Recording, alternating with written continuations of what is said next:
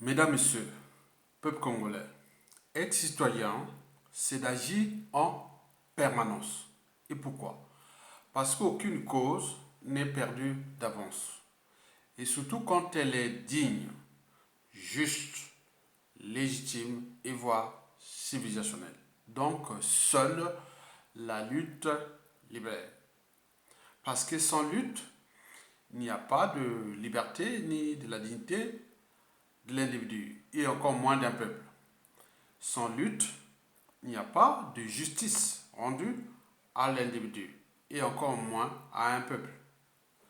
Sans lutte, il n'y a pas de respect du but même de la condition humaine, sociale et existentielle de l'individu et encore moins d'un peuple. Sans lutte, il n'y a pas de paix et encore moins de progrès d'un peuple. Mesdames, Messieurs, peuple congolais, seule la lutte libère. Je vous informe enfin que être citoyen, c'est d'être informé. Et pourquoi? Parce que l'ignorance est la pire des souffrances.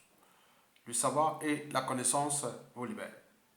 Pour info, voici les nouveaux Dixit du dictateur Denis Sassou Nguesso. En effet, voici ce Dixit. Je ne mourrai jamais seul, même pas un crash. C'est la devise du dictateur Denis Sassou Nguesso. Et pourquoi? Partout où il va, il emmène avec lui toute sa famille. Sa délégation pour Glasgow 2021, pour la COP 26, est composée pratiquement de toute sa famille. Un total de 65 membres. Auparavant, on parlait de 80, mais on a enlevé quelques membres de la famille, du réseau et autres. Donc, ils sont là-bas, il y en a 65. Sans oublier ceux qui sont dans l'ombre, hein, sont arrivés là-bas, hein, sont dans l'ombre. Et pourquoi ces 65 membres de la délégation dans un pays où on a brisé des millions de vies, un pays surendetté pour rien, ruiné, détruit, en faillite et autres. Mais pourquoi amener toute cette délégation de 65 membres? C'est comme si Emmanuel Macron, Joe Biden, Poutine, le président chinois et autres, toutes les G20, amenés à Glasgow, toutes les familles et ministres et autres là-bas. Donc c'est tous les questionnements.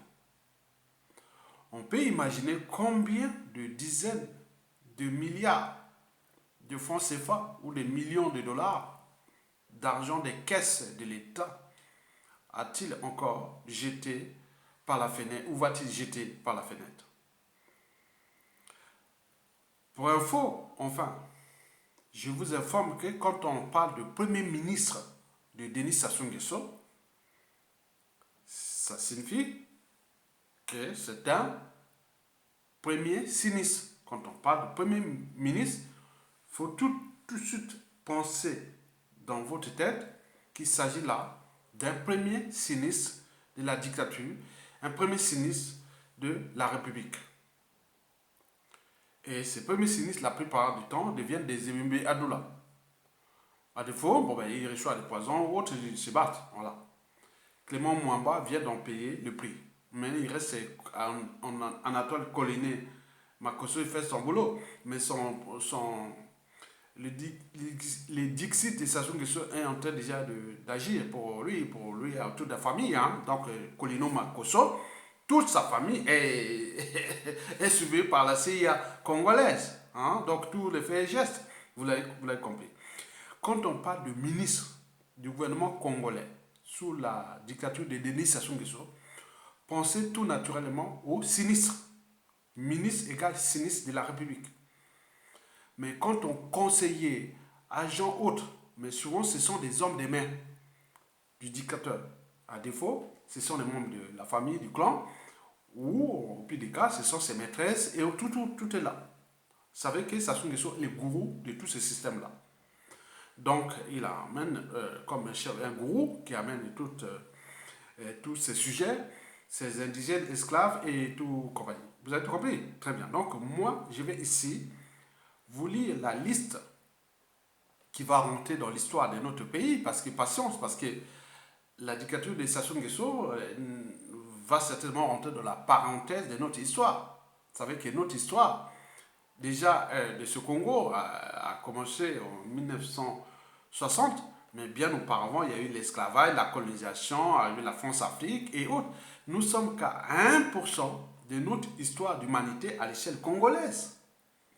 Donc tout est encore devant nous. Mais au vu des indicateurs sociopolitiques, humanitaires, sociétaux, autres, bon, ça devient problématique. D'où l'intérêt de vous éclairer, hein, d'éclairer les consciences libres congolaises au regard des enjeux majeurs. Ok? Très bien. Donc, je vais ici vous lire la liste qui nous a été envoyée, la liste des membres de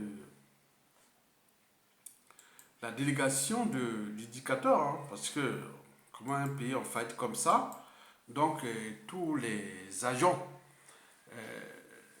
des grandes puissances et les panafricanistes et tout ce monde-là, ils sont en train de surveiller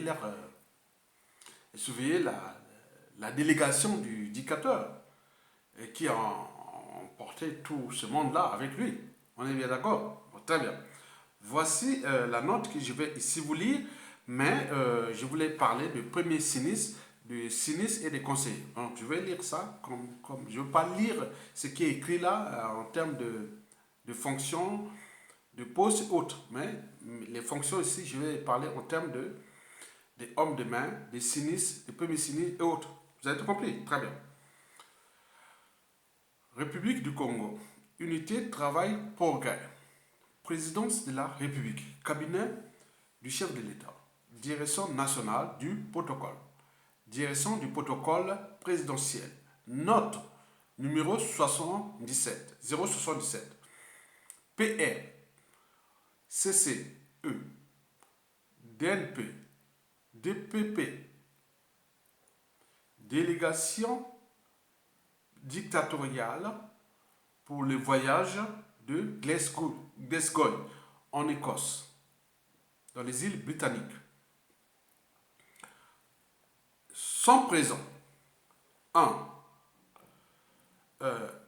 Monsieur Denis Sassou Nguesso, le dictateur de la République, le gardien des cimetières de l'État congolais. 2. Monsieur Jean-Claude Gakosso, sinistre des affaires étrangères, de la francophonie et des Congolais de l'étranger. 3. Madame Arlette Nolon Soudan.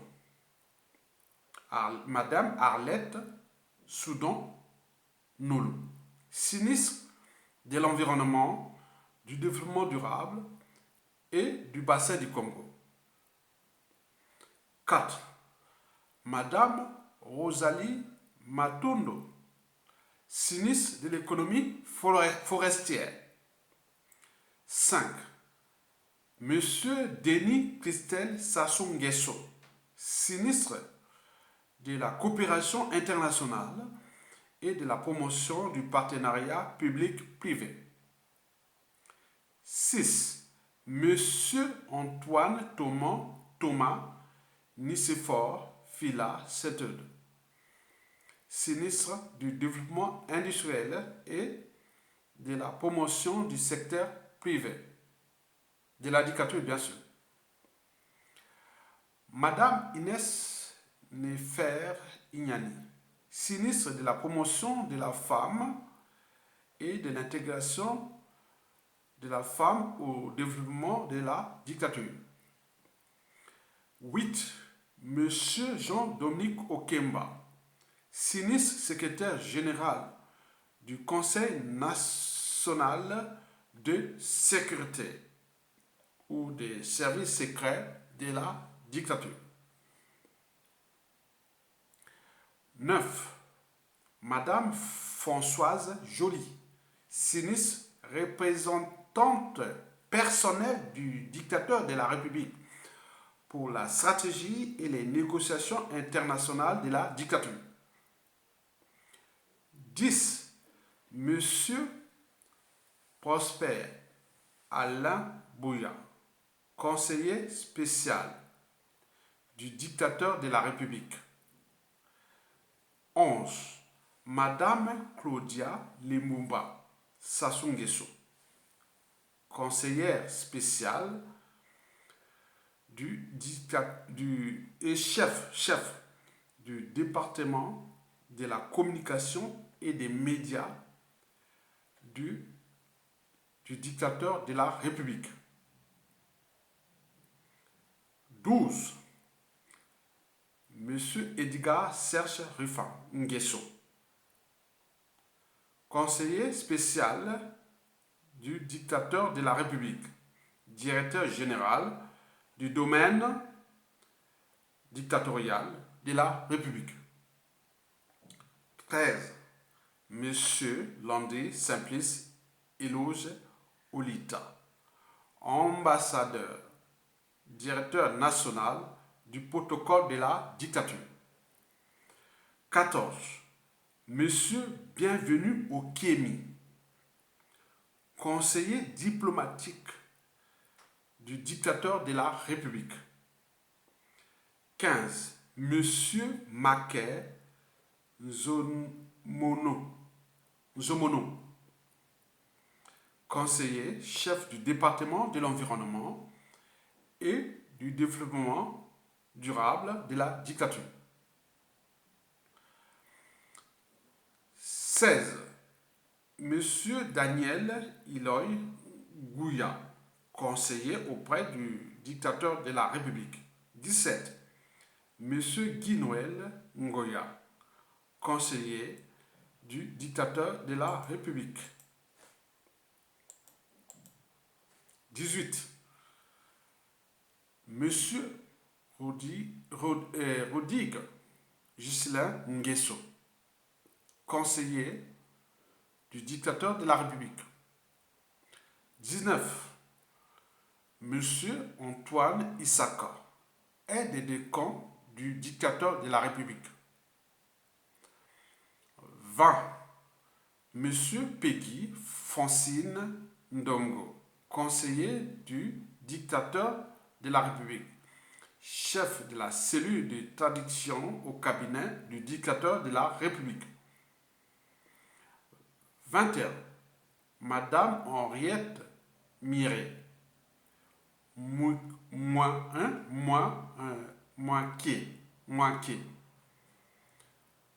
Madame Henriette Miret Mouinquet, conseillère technique du dictateur de la République.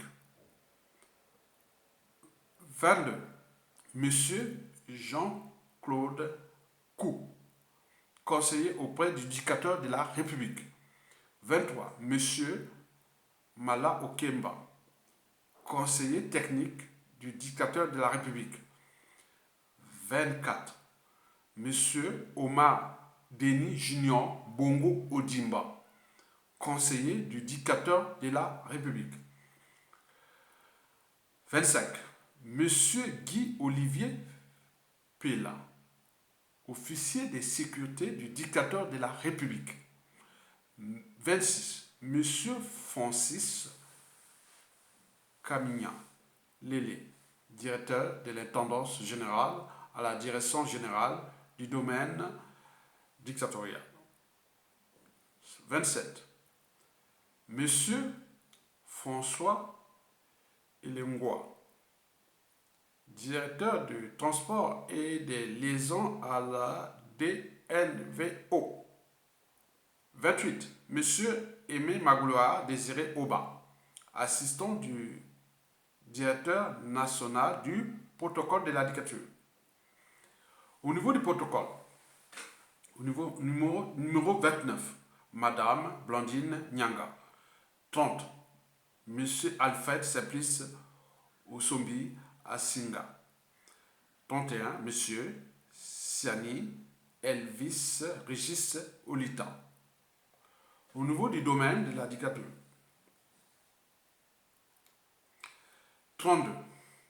Monsieur André Sumbaka.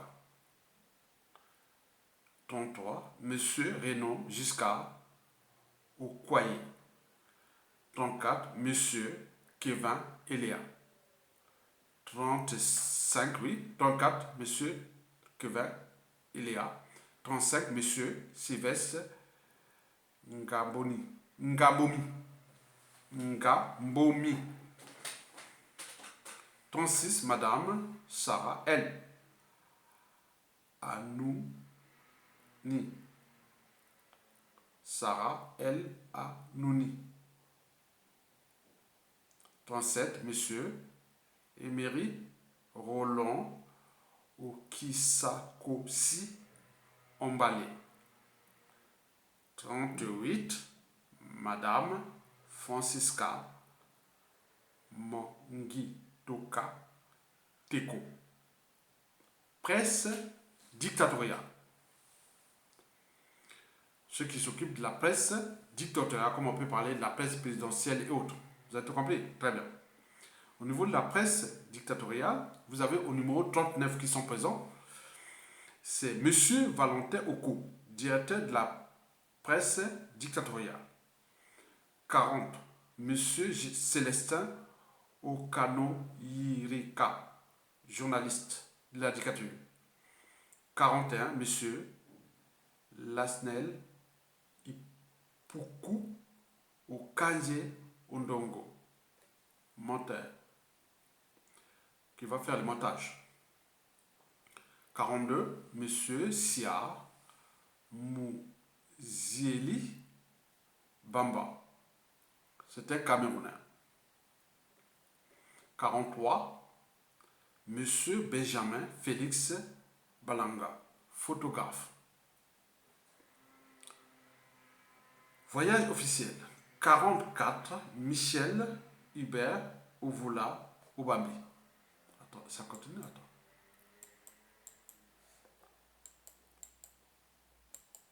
Ah oui, j'ai pas raconté. 44, il y a d'autres délégations, mais j'ai pas. Voilà. Mesdames, messieurs, il y a la liste. Moi, j'ai eu ça, je suis à 44, mais je sais pas pourquoi j'ai pas 65. Bon, sur 5 ans, je sais pas, peut-être copier toute la liste. Je suis arrivé au voyage officiel. C'est au numéro 44. C'est Monsieur Michel Hubert Ouvoula Oubambi. Donc, là, vous venez comprendre que, bon, ben, le régime Sassou Nguesso aux abois, comment vous voyez avec tout ce monde-là? C'est inadmissible, c'est intolérable, c'est insupportable, c'est injuste, c'est autre. Mais on se demande, oui, ils sont tous là-bas. Donc, la nuit de l'hôtel, c'est pas la COP26 qui paye ça, hein. C'est nos finances publiques. Donc, pourquoi Sassou va chercher de l'argent auprès des FMI et pourquoi il faut tous ces jeux-là? Vous savez bien qu'il y a des priorités. Les priorités ne sont pas ceux de nos peuples congolais. Donc tout ce monde-là qui sont là à la cour des rois, hein, la cour du roi, hein, si on était à l'époque de la Révolution française, pendant la terreur révolutionnaire, tous ces gens-là seront déjà guillotinés là, à la place de la Concorde à Paris, hein, vous savez bien. Donc Robespierre, Danton et tout ce monde-là, ils voient déjà la liste de ces gens-là, voilà, seront déjà guillotinés. Donc, vous avez tout compris. Donc, nous sommes là, en présence des gens que vous voyez là. Ce sont tous ces gens-là qui sont dans les coups bas et coups tordus et qui sont enrichis, qui ont fait plein d'études. Il faut les mettre dans les besoins de l'histoire. Bien entendu, le service secret de la résistance. Attends, j'arrive. Il y a un téléphone qui m'appelle. J'arrive. Merci, excusez-moi.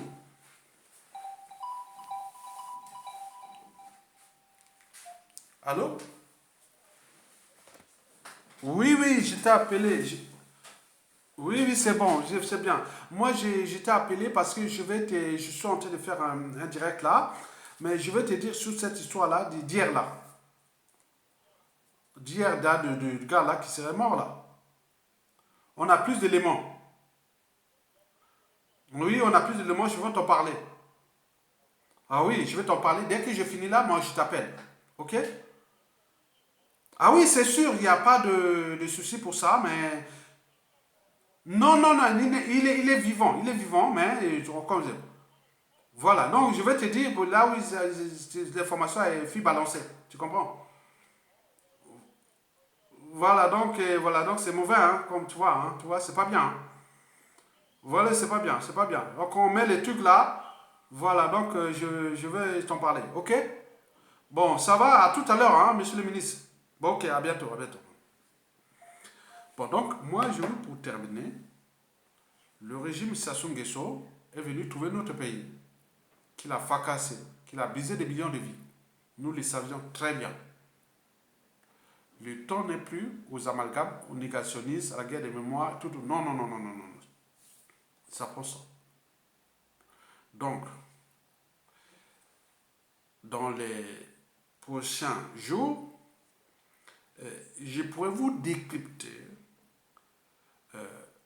le pourquoi et le comment, nous individuellement et collectivement, tant au niveau civil, politique et militaire, nous devons mettre fin au régime de Denis Sassou Nguesso. Donc nous devons nous unir comme un peuple avec ceux du pouvoir qui sont contre le dictateur Denis Sassou Nguesso.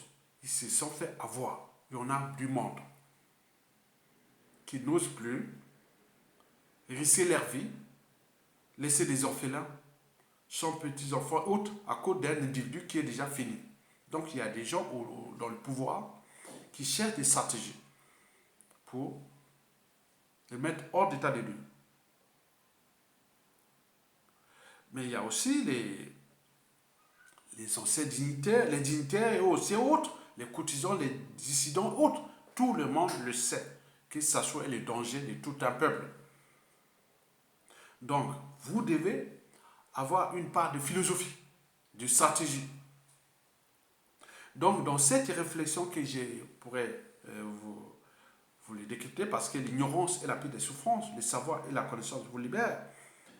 Mais surtout, cette réflexion portera à examiner des éclairages existentiels. Sur quel droit et devoir Denis Sassou Nguesso peut-il avoir le droit de vie et de mort sur les autres? Et on envoie des pétards aux autres, et lui il les tue, hein, son discours, je partirai, je ne laisserai jamais les témoins de mes crimes.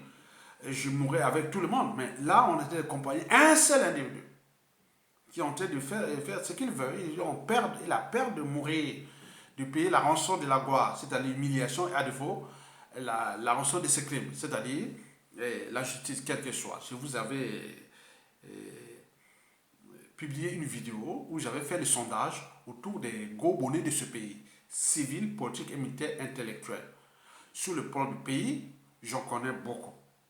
Je passe par des réseaux autres. On était arrivé à la conclusion suivante. Si Sassou Nguesso est attrapé, il sera torturé et assassiné au petit matin. C'est 50%. Ils sont du nord au sud, de l'est à l'ouest. Et même au sein du régime. Donc pour éviter la loi du karma et autres. Pour laver les lèvres sales en famille. Il y avait 50%, je vous l'avais dit, qui avait dit que contre la table, il sera jugé et condamné, il mourra en prison. Donc, ailleurs, partout, il y avait des dictateurs qui sont tombés, d'autres ont fui, d'autres sont morts en exil, d'autres ont été lynchés, torturés, autres. Mais nous, on voit bien que le mal est profond. Tant au niveau du tribal, même au Boshi, ils savent bien. Moi, j'en parle parce que moi, j'en ai beaucoup autour de moi. Au point de la régionale, on a la cuvette. Je dis, Sassou Nguesso tombe, le jour là, je serai content. Je dis, ah, enfin, les gens de la cuvette, toutes les tribus de la cuvette, nous allons fêter. Parce que là, nous sommes maintenant traités de tous les mots. Et même ceux, quand j'ai parlé comme ça, il y a ceux qui sont venus dire non, à dire que Ayatoga, les gardiens du Nord, vous avez tout compris. Je parle aussi des nordistes et du peuple congolais. Nous sommes individuellement et collectivement en danger. Vous savez que les chercheurs de toutes les sciences ou des explorateurs, beaucoup de gens qui sont partis en Afrique de l'Est. Le matin venu, ils voyaient qu'il y avait un cimetière de tous les animaux. On voyait des serpents, les squelettes des serpents, des rongeurs, des oiseaux autres. Qu'est-ce qui s'est passé? Il y avait un gaz qui s'appelle, il y a un gaz qui s'appelle, qui est connu de tout le monde, il est toxique, le monoxyde de carbone. Il s'agit bien sûr d'une combustion incomplète, à la différence du gaz carbonique. Donc, là, quand on va au petit matin, on voyait que les animaux, ils ont observé, ils ont mis les masques, ils ont vu que tout le monde tombait. Tous les animaux qui passaient là au petit matin, donc ça changeait comme une fumée, une brouillard comme ça, ils mouraient tous. Donc le CO est là, le poison mortel est là, il est invisible. Sassou, c'est pareil. Vous allez par exemple voir, pour vous, peuple congolais, au Cameroun, et notamment dans l'ouest du Cameroun, parce qu'à l'ouest du Cameroun, il y a l'ouest, c'est-à-dire l'ouest, c'est les Bamileke, hein, on parle un village qui s'appelle Tonga, hein, vous voyez, c'est les Bamileke des Bongonte, hein, Andjege, ça veut dire bonjour, bon, on va à Bafouin et tout ça. Ça, c'est l'ouest. Maintenant, il y a le nord-ouest et le sud-ouest. Le sud-ouest, c'est là où se trouve le mont Cameroun. Mais au nord-ouest, il y a une ville qui s'appelle Bamenda. Vous allez là-bas, il y a un lac qui s'appelle Nio. J'appelle Nios Haute. Vous allez par exemple voir le 21 août 1986. Pour ceux qui ont la mémoire. On avait eu au Cameroun l'explosion des gaz à gaz où il y avait il y a eu plus de 1800 morts et plein d'animaux morts, plus de 3000. C'était le CO2. Les CO là, c'est Sassou. Tout le monde l'a compris. Sassou devient comme les CO. Un gaz inerte, indolore, mais qui est là, qui tue. Donc, tous ces gens que j'ai cités là, dans cette liste-là, ce sont des hommes de mer, des Cuba, des empoisonnés, ils ont tout au service d'un individu. Ils ont semé la terreur, ils ont empoisonné, attends, c'est terrible, mais c'est certains, hein, ces hommes de mer et tout ce monde-là, disent non, on ne peut plus. Parce que là, c'est le danger de tout le monde. Comme la machine s'est emballée, donc là, il amène ces gens-là, les plus sûrs qu'on va mourir ensemble. Il a laissé les moutons bien gardés, bien surveillés là-bas, au pays, tout ce monde-là. Mais là, il joue les jeux. Mais à côté, ceux qui sont venus ici sont avec lui. Parce que le danger de Sassou Nguesso n'est plus ces dignitaires autres qui sont restés au pays, mais ceux qu'il a amenés là au sein de ces gens-là. Il a peur de ces gens-là du pouvoir, les coups d'état des palais et autres. Donc vous avez vu, hein. Donc nous, c'est pas nos affaires. Notre affaire, que ça se tombe, on rentre dans une transition, plus ou moins là, on va repenser ce qu'on a déjà dit depuis ces 7 dernières années. Depuis les assises nationales du Congo en 2014, jusqu'à nos jours. Nous, on ne change pas. Donc, ceux qui viennent créer les amalgames nord-sud, le tribalisme, la géopolitique, c'est leur affaire. Dans un pays, il y a tout ça. Il y a des sécessionnistes, il y a des gens qui sont dans le centre de l'État, du président Philbert Youlou et des Jacques Opango, et tout ça, non, on ne va pas détruire la mémoire de nos anciens. Parce que c'est un peuple qui oublie son passé et vraiment c'est mort. Donc voilà, donc c'est ça que vous devez comprendre que je mènerai des éclairages extensiels au regard de la problématique de l'initiation des eaux. Je mettrai aussi des éclairages citoyens, quel est notre droit et devoir de Congolais, d'humains et autres, au regard de la problématique de la liberté, de la dignité, de la raison, de la conscience, de l'intérêt général et autres. Donc on va pour nourrir les débats et monter les gens les uns aux autres que au niveau des c'est-à-dire que ce soit les victimes des Sassou Nguesso, que ce soit les hommes de pouvoir et autres, nous sommes pris dans le piège. Donc il faut le mettre hors d'état de nuit et c'est ça. Je vous l'ai dit que j'ai fait dans les classes que j'enseignais, toujours quand il y a un perturbateur, et la classe calme et on continue. Même au village, même dans ceci. Donc c'est ça, on n'a pas créé la justice pour rien. Donc là, nous avons un individu qui est là, qui est entraîné, conditionné, bien rodé, qui sait bien jouer des uns des autres, parce que là, il sait bien ce qu'il fait. Je mènerai les éclairages humains. Voilà, je vous ai parlé de ces sondages-là. Les gens veulent la peau de Sassou Nguesso.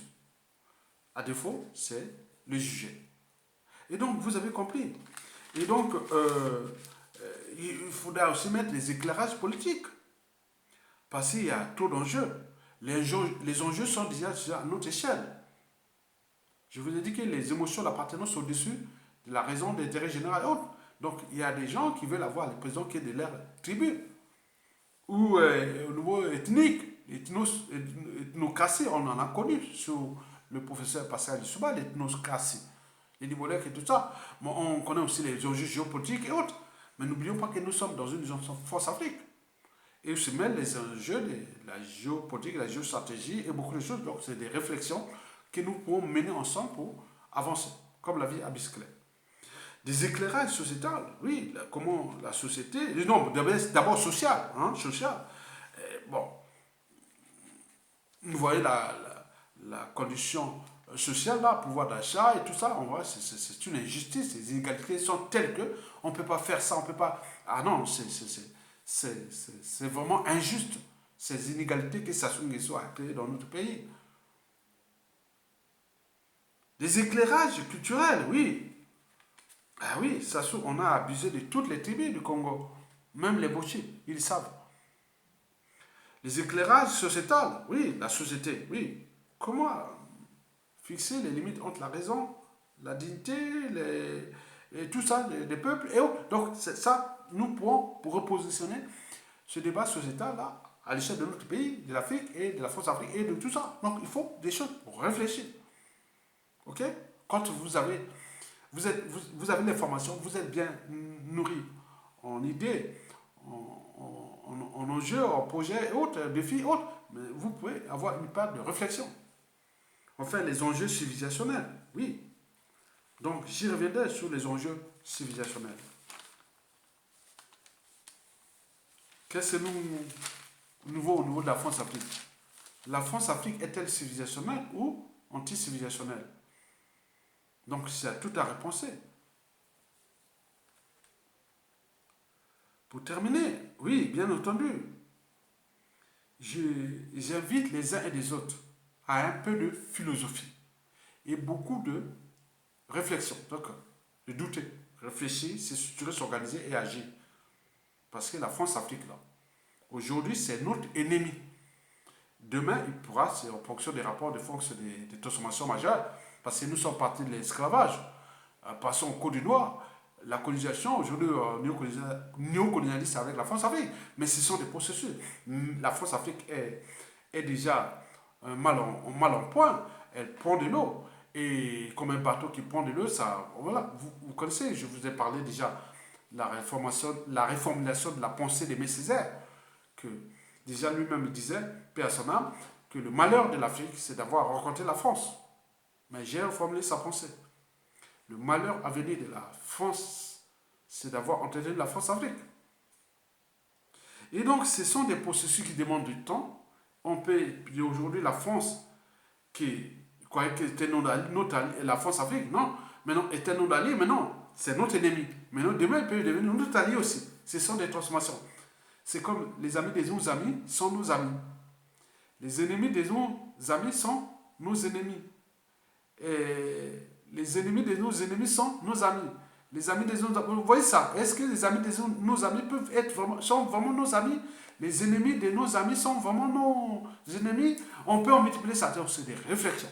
Donc il faut réfléchir. Donc sur ce plan, vous pourrez venir me dire, Ayatonga, un gars qui sort directement de Makwa, ou des points propres, mais certains s'étonnent.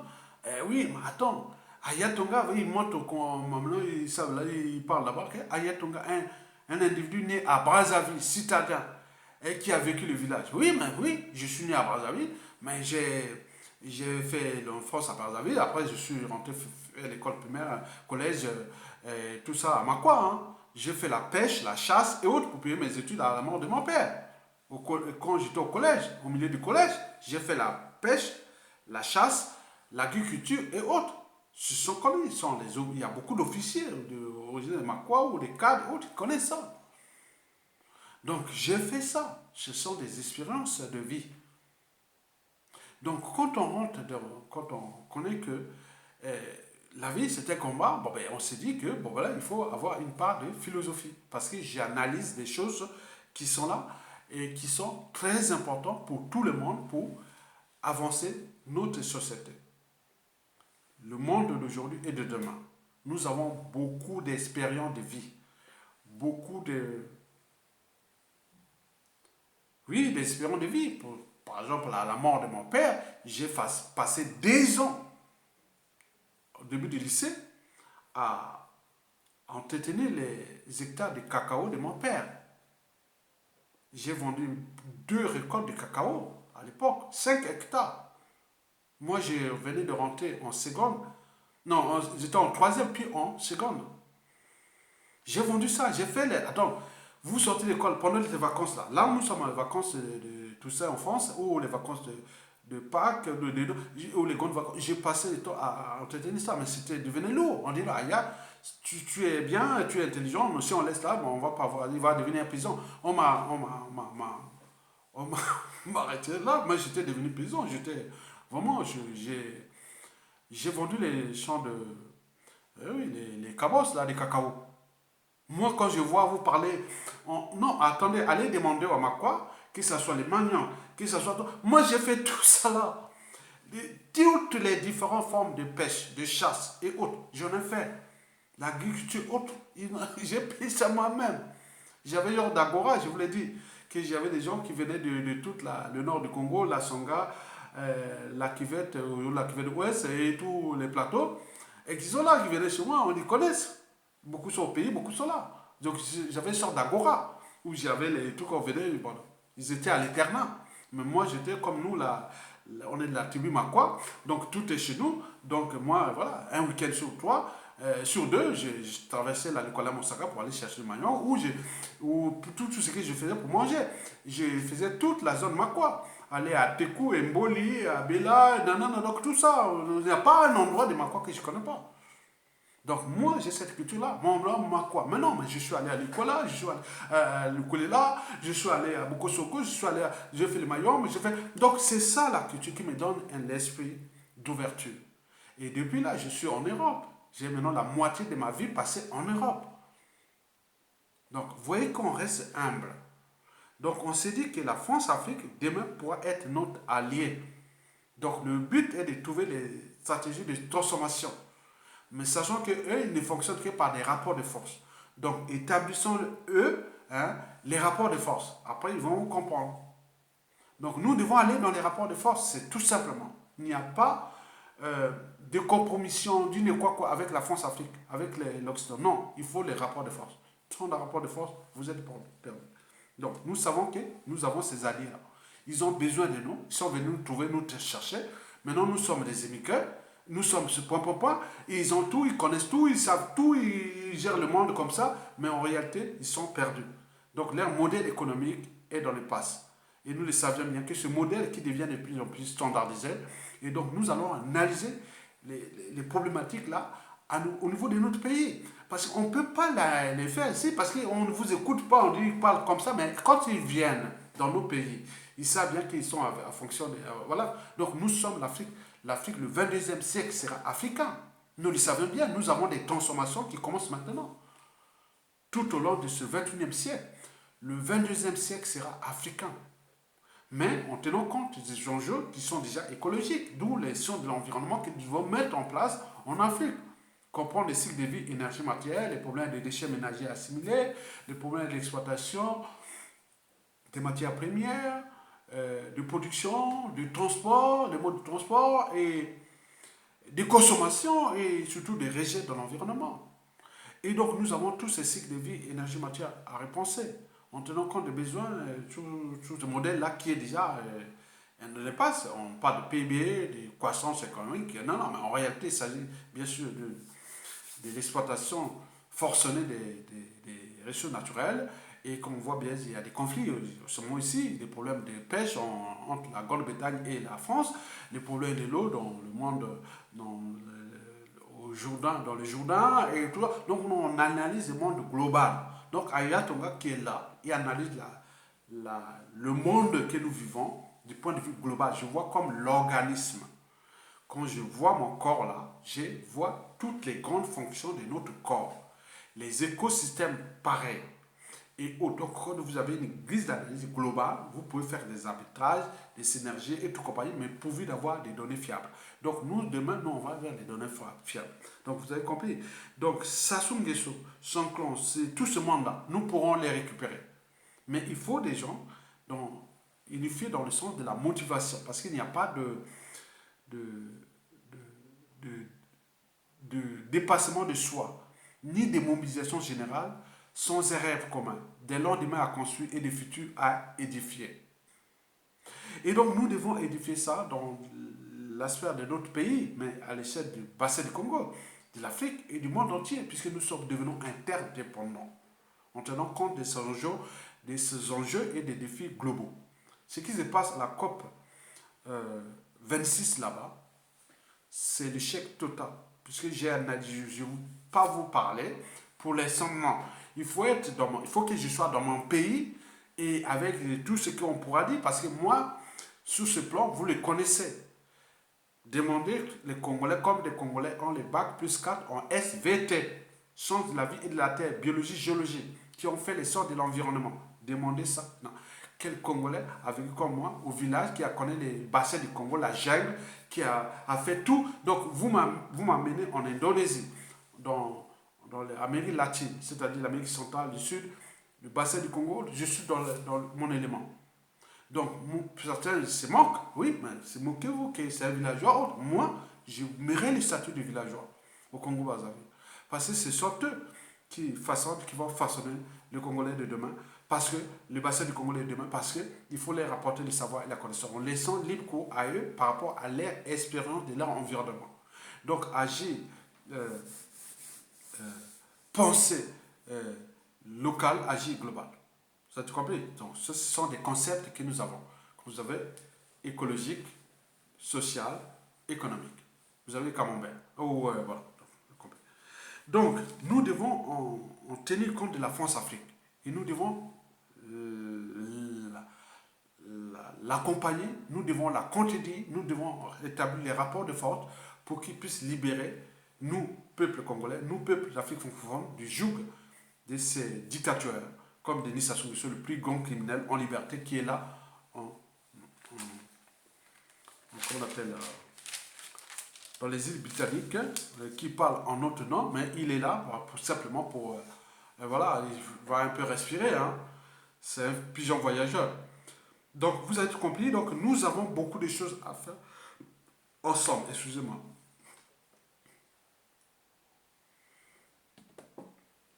Nous avons beaucoup de choses à faire ensemble, mais il faut vraiment réfléchir. Réfléchir beaucoup et placer la raison, l'esprit contradictoire, la conscience, l'intérêt général, plein de trucs comme ça. Il faut analyser ce monde-là pour tout, surtout pour ceux qui vivent en Occident. L'Occident, c'est un terrain de jeu du monde du demain, en termes des rapports interraciaux et autres. Je vous l'ai dit que l'homme noir ou africain autre peut être riche, intelligent, avoir le pouvoir partout dans le monde. Tant que l'Afrique ne sera pas debout en termes de liberté, de la dignité humaine, du caractère sacré de la vie humaine, toutes ces choses-là, nous ne serons jamais respectés. J'en ai tenté moi-même. Donc, pensez à l'Afrique. Pensez, chaque fois que vous aurez des situations et autres, pensez à les ramener en Afrique, à leur discuter en Afrique. Là, ils vont vous respecter. Mais si vous discutez chez eux ici, non, non, non, vous perdez votre temps. Vous êtes comme un produit. Simplement, on vous exploite, on fait ceci. Donc, nous avons compris ça même au niveau des laboratoires, hein, scientifiques ou sciences humaines ou autres. On a fait des thèses de doctorat, des thèses d'étudiants. Ils ont utilisé tout ça pour eux. Hein. Donc, nous sommes des produits. Ce n'est pas qu'ils vont produire et autres. Donc, l'enjeu est que nous devons être dans la stratégie globale. Et qu'il y a des Français africains, il y a des Français qui n'en veulent plus de Sassou Nguesso. Et ce sont nos alliés. On en a beaucoup ici. La transformation de la France-Afrique est possible. Moi, quand j'arrive ici, en France, quand je fais l'université de Reims, là, il y a la fac des sciences économiques, là, à Croix-Rouge. Mais j'étais du côté de la fac des sciences, de l'autre côté là-bas, de Saint-Rémy et autres. Bon, nous avions des gens, il y a beaucoup de gens de... C'est terrifiant. Hein. On a, pas terrifiant, mais on a beaucoup de Congolais qui, ou même des Français qui sont universitaires, qui ont s'est formés à Reims, Champagne, Ardennes. Vous savez que j'ai fait toute la France du point de vue géologique, les bassins, les massifs alpins pour les non, et tous ces trucs-là, environnement, sont de la terre et autres. Je connais la France de A à Z quand je parle de la France. Non, non, non, non, mais le monde aussi. Puisque comme je regarde le monde et comme je vois là, donc j'aime bien aller dans Google Maps et images autres, je regarde et je vérifie tout. C'est une culture générale pour moi. Donc, je regarde le monde, n'importe quel écosystème du monde. Chaque fois qu'on parle de quelque chose, je note et je vais vérifier le pays. Je vois tout ça, je regarde ça. C'est ça l'esprit d'ouverture et d'intelligence. Et que pour nous, au Congo, certains ils sont figés sur l'appartenance, les émotions autres, on voit qu'ils ne vont pas réussir parce que le monde de demain est interdépendant. Nous, à l'échelle de l'Afrique, c'est le panafricanisme. Le panafricanisme. Donc, préparons-nous au panafricanisme. Vous êtes compris. Merci beaucoup, à bientôt.